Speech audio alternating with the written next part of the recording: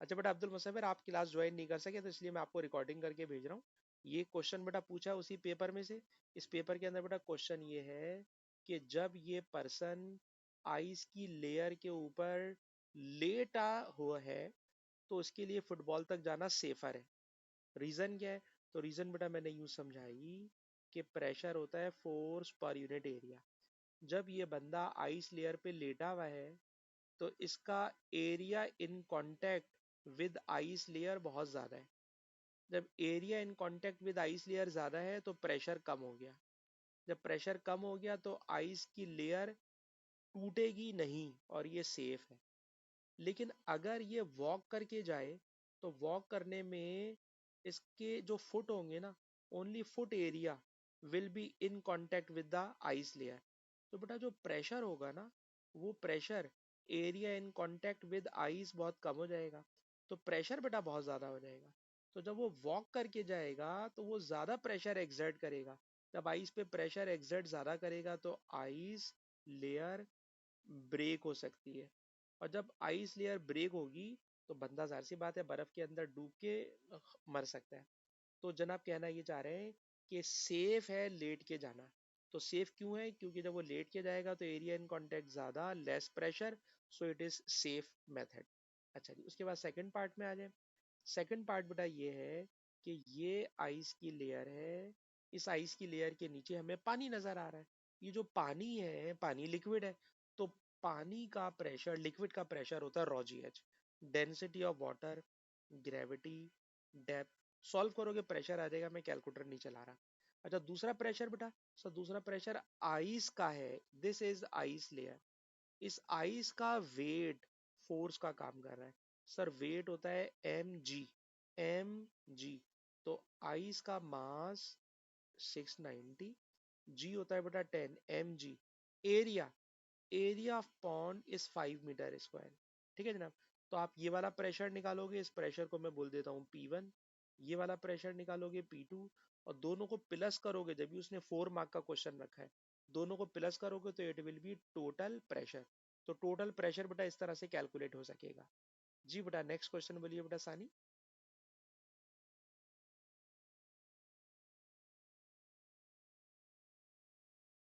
सानी बेटा अगला सवाल बताइए।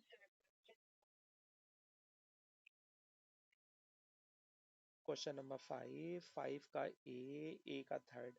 पहले जरा मैं एक नज़र मार लूँ। ये हीटर है, कमरे में रखा हुआ है, mass of air. Second part मुझे लग रहा है सीधी सीधी हीट न्यूमेरिकल कैलकुलेशन है। इसके थर्ड पार्ट को आप समझना चाहती हैं? अच्छा, suggest one reason why the time calculated is the minimum time needed to increase the temperature of air from 16 to 20 centigrade. ठीक है। अच्छा ये वाला क्वेश्चन मुझे याद आ रहा है, रीड एंड राइट की बुक के अंदर हम लोग कर चुके हैं इस जैसा। उस क्वेश्चन में भी पता क्या था, उन्होंने टाइम कैलकुलेट करवाया था। और जब टाइम कैलकुलेट करवाया था तो वहां पे क्वेश्चन ये था कि जो टाइम हम लोग कैलकुलेट करते हैं वो टाइम कम होता है, लेकिन प्रैक्टिकली जब हम कमरे को गर्म करने की कोशिश करते हैं तो कमरा उतने टाइम में गर्म नहीं हो पाता, उसमें टाइम ज्यादा लग जाता है। तो उसकी रीजन क्या होती है? वही रीजन मुझे लगता है यहाँ पर भी हमने फिट करना होगी। ठीक है ना? क्या रीजन होती है बेटा, गौर से सुनिएगा। सर जब हम किसी रूम में हीटर रख के चलाते हैं तो उस हीटर से हम गर्म कर रहे होते हैं कमरे की एयर को। लेकिन जो हीट हीटर से एयर में जा रही होती है वो सिर्फ कमरे को ही नहीं गर्म कर रही होती, बल्कि बहुत सारी हीट एब्जॉर्ब हो जाती है वॉल्स में। बहुत सारी हीट कमरे के फर्नीचर में एब्जॉर्ब हो जाती है। तो वो हीट जो है वो एयर को गर्म नहीं कर पा रही। इसके अलावा कमरे में जो डोर्स हैं, विंडोज हैं, उनके अंदर छोटी छोटी सिलिट्स होती हैं। उन सिलिट्स में से आप कह लें हीट बाहर सराउंडिंग में लूज हो जाती है, या बाहर की ठंडी हवा अंदर आ जाती है। तो इन तमाम हीट लॉसेस की वजह से प्रैक्टिकली टाइम ज़्यादा लगता है। प्रैक्टिकली टाइम ज़्यादा लगता है। इसलिए जो टाइम हमने बाय कैलकुलेशन निकाला है, ये by calculation is the minimum time, is the minimum time. लेकिन प्रैक्टिकली जो हीट की हीट का लॉस है, सर उस हीट के लॉस की वजह से हमें टाइम ज़्यादा लगता है। तो आप क्या लिखेंगे? मेरे ख्याल में आपको ये लिखना चाहिए कि thermal energy is absorbed by walls and furniture of the room. So practically there is greater time, there is more time required to increase the temperature from 16 to 20 centigrade. Time हमेशा इससे ज्यादा ही लगेगा, लिहाजा ये time is the minimum time. Main चीज है heat absorb by furniture and wall. बात समझ में आती है बेटा सानी? ठीक है बेटा, और सवाल बोलिए.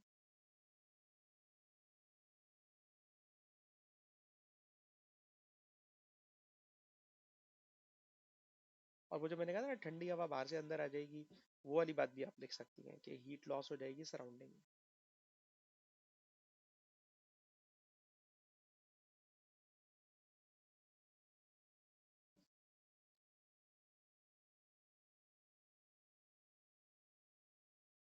क्वेश्चन नंबर 8 पे चला जाऊँ.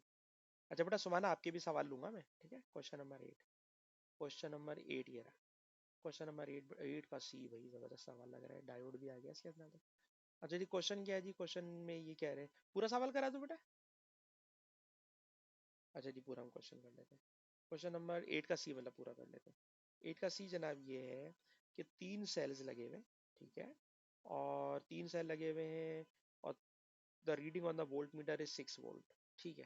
तो अगर बेटा वोल्ट मीटर की रीडिंग 6 वोल्ट आ रही है, तो it is the total voltage. तीन सेल लगे हुए हैं, तो तीन सेल लगे हुए हैं, तो कॉमन सेंस की बात है सर, फिर ईच सेल ना 2 वोल्ट का होगा. 2 + 2 + 2.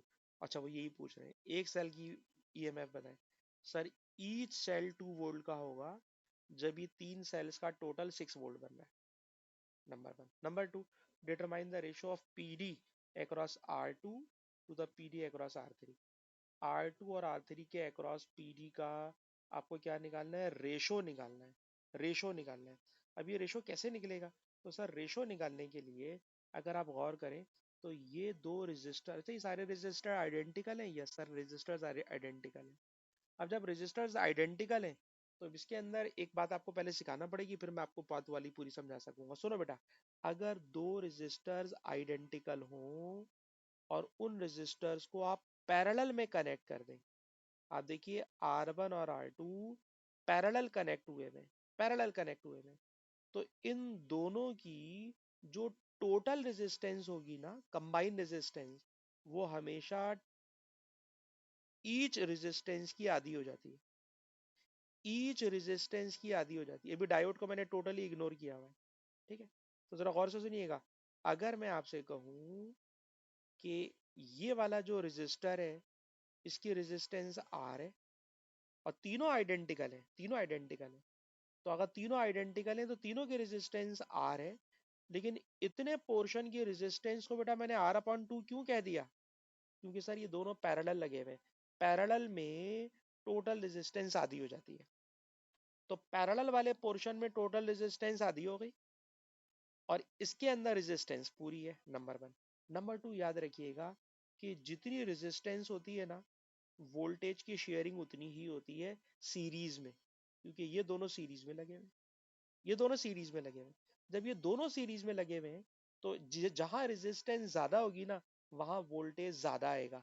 जहां रेजिस्टेंस कम होगी ना, वहां वोल्टेज कम आएगा. तो आप अगर गौर करें, तो ये R है, ये R/2 है. ठीक है जनाब. तो इसका मतलब ये हुआ, इन दोनों में जो वोल्टेज आएगा, वो वोल्टेज याद रखना, जितना वोल्टेज इस पर आएगा, फॉर एग्जाम्पल इसका वोल्टेज 2 वोल्ट है, तो इसका वोल्टेज इसका आधा वोल्ट होगा, 1 वोल्ट. इसने पूछा रेशो बताएं, तो रेशो बन जाएगा 2:1. R2 determine the ratio of PD across R2. जी हाँ, इस R2 वाले पोर्शन पे जितना वोल्टेज आएगा, यानी इस कंबाइंड रेजिस्टेंस पर अगर 1 वोल्टेज आएगा, तो यहाँ पे वोल्टेज 2 वोल्ट आएगा. तो रेशो बन जाएगा 1:2. पर ये बहुत मुश्किल बात उन्होंने यहाँ पूछी है. सुमाना, मैं नहीं मानता कि आपको भी ये वाली बात खुद से समझ में आई होगी. सुमाना बेटा बताएं. सुमाना, आप हैं हमारे साथ?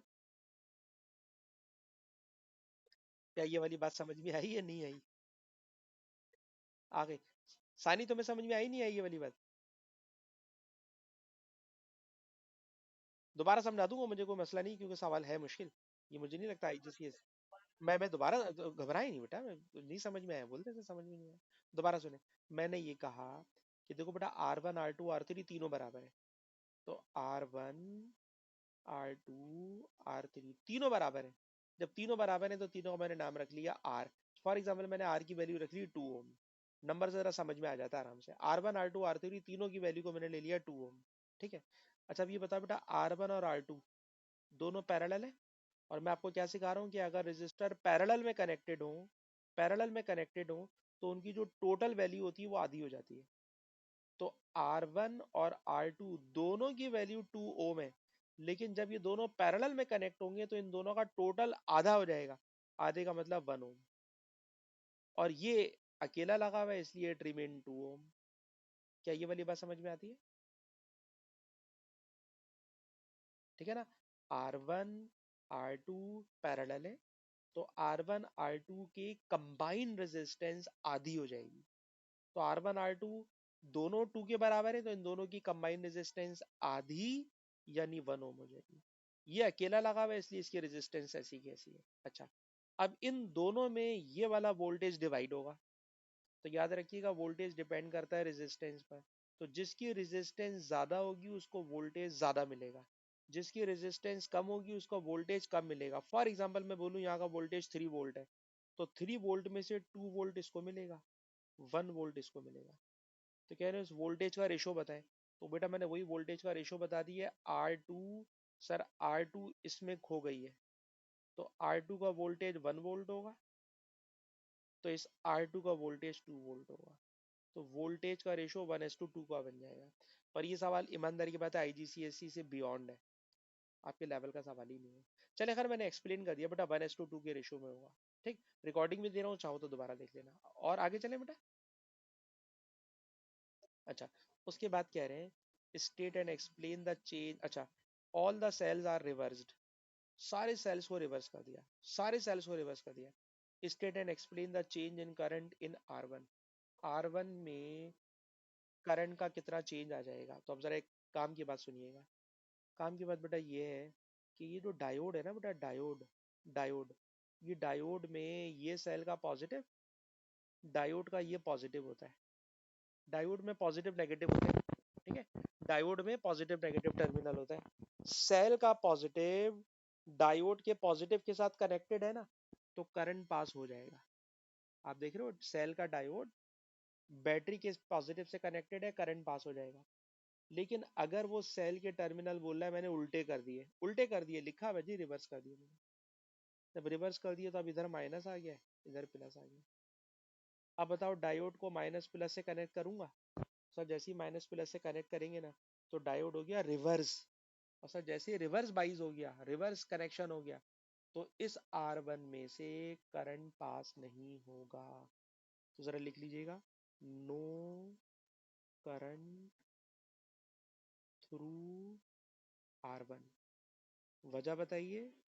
सर वजह ये है कि डायोड रिवर्स कनेक्ट हो गया, रिवर्स कनेक्ट हो गया। और जब डायोड रिवर्स कनेक्ट हो जाता है तो it does not conduct current, वो करंट पास कराता ही नहीं है। अच्छा, कह रहे determine the new value of ratio of PD across R2 to the PD across R3। सही जनाब।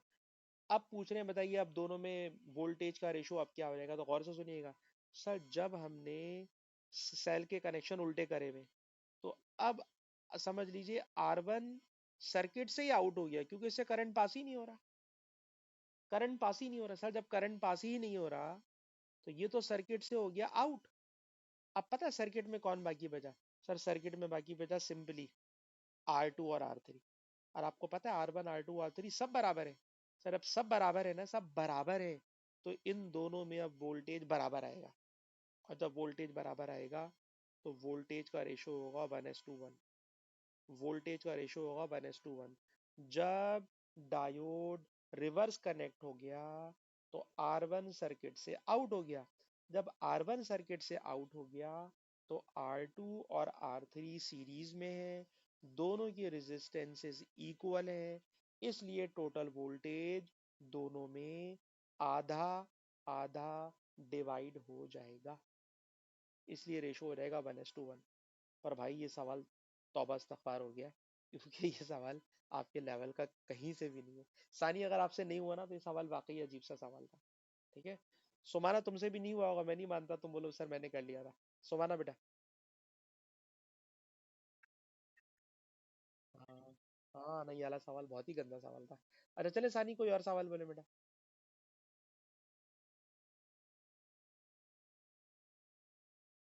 सानी बेटा कोई और सवाल बोले।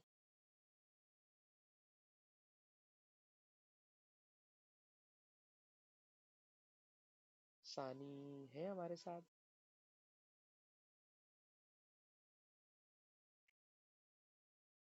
क्वेश्चन 10 पे जा रहा हूँ, लेकिन तुम्हें क्योंकि मैंने रेडियो एक्टिविटी नहीं पढ़ाई हुई इसलिए पूछ रहा हूँ।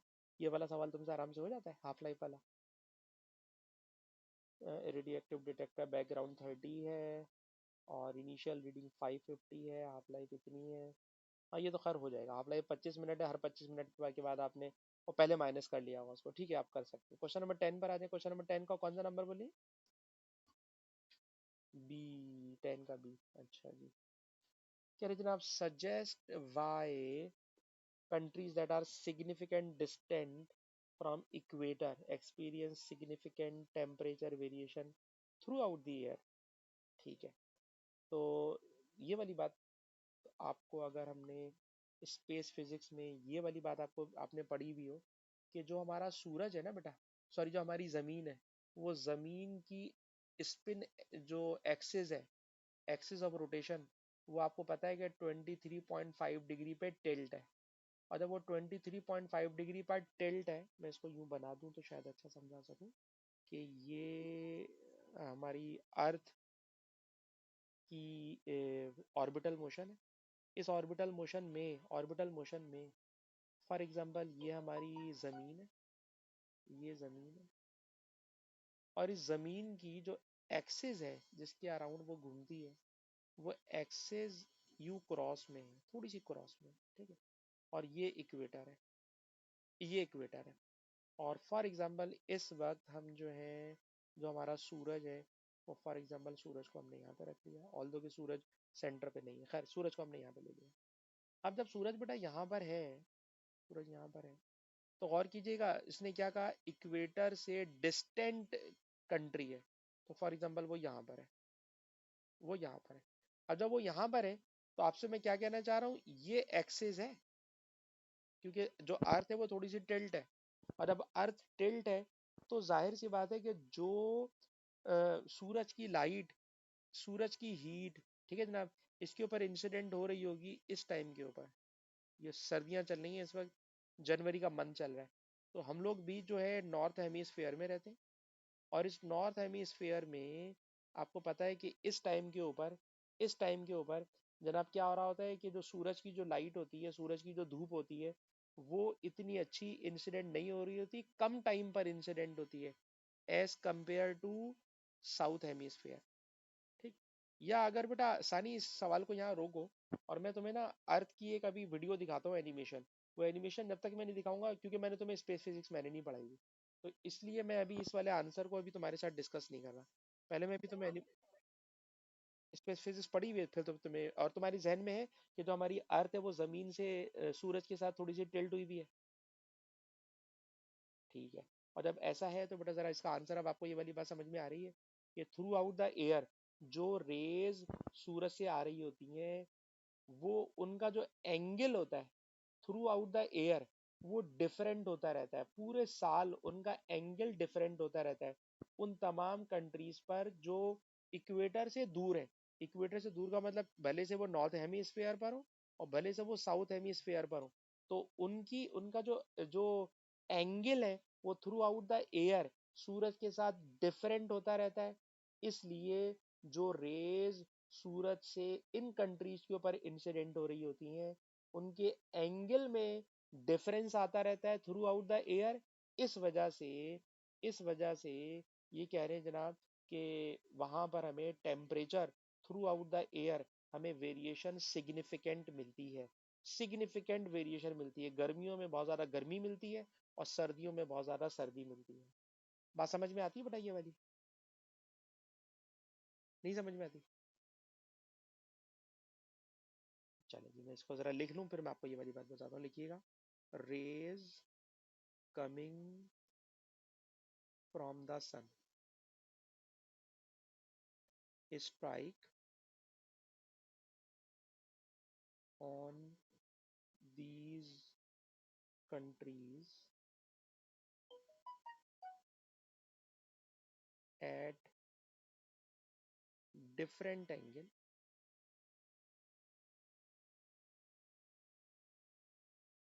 throughout the air. ठीक, जब लिखा हुआ होता है ना तो जरा आपको समझने में वर्डिंग आसान लगेगी और अब आप बात को पकड़ लेंगे। ठीक, क्या हो रहा है जरा गौर से सुनिएगा। सर हो ये रहा है कि जो हमारा सूरज है उस सूरज के साथ, ठीक है जनाब, सूरज को हमने यहाँ पे रख लिया, ये सूरज है, इस सूरज के साथ फॉर एग्जांपल ये हमारी जमीन है, ठीक है बेटा, ये जमीन है, की ये जमीन की एक्सिस ऑफ रोटेशन है। इस एक्सिस ऑफ रोटेशन में जो स्पेशली कहना चाह रहा हूँ वो ये वाली बात कि ये इक्वेटर की लाइन है, ये इक्वेटर की लाइन है। इक्वेटर से उसने कहा वो कंट्रीज जो इक्वेटर से दूर है, तो इक्वेटर से दूर मैं यहाँ पे लेकर आ गया।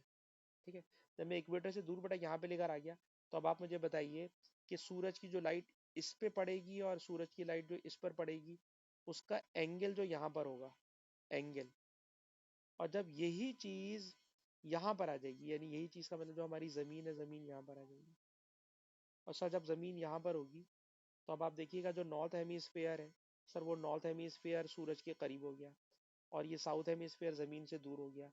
तो जो हमारी अर्थ की स्पिन मोशन है उसकी जो एक्सिस ऑफ रोटेशन है, वो एक्सिस ऑफ रोटेशन टिल्ट होने की वजह से जो सूरज से लाइट रेज इंसिडेंट हो रही हैं जमीन पर, वो तमाम कंट्रीज जो इस रीजन में इक्वेटर से दूर है सर, उनका पूरे साल एंगल बदलता रहता है।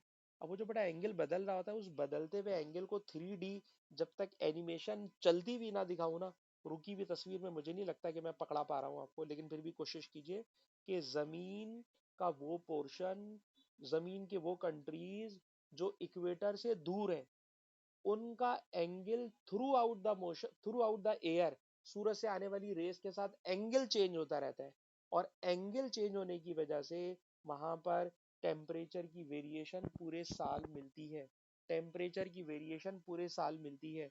और वेरिएशन में ऑब्वियसली यहाँ पे सर्दियाँ हैं, यहाँ पे गर्मियाँ हैं, तो मैंने एक्सट्रीम टेम्परेचर कम होना और एक्सट्रीम टेम्परेचर हाई होना दोनों पोजीशंस को दिखा दिया है। अलबत्ता आपको याद जो करना है वो बेटा वो ये वाला सेंटेंस याद करना है कि थ्रू आउट द एयर, इन रीजन में सूरज से आने वाली रेस का एंगल बदलता रहता है। थ्रू आउट द एयर सूरज से आने वाली रेडिएशंस का एंगल बदलता रहता है, और एंगल की वेरिएशन की वजह से वहां पे टेम्परेचर में हमें एक्सट्रीम वेरिएशन मिलती है। तो बेटा आसानी इसको याद करना पड़ेगा। चलो अच्छी बात है, समझ में आ गया। उसके बाद बेटा और इस पेपर के अंदर कोई क्वेश्चन पूछना चाह रही हूँ? अच्छा ये सानी के सवाल थे। अब आइए सोमाना, सोमाना बेटा आप अपने कोई क्वेश्चन हमें बताएं।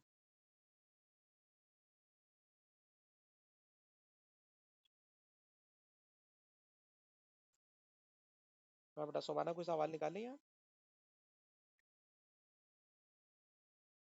हाँ बता।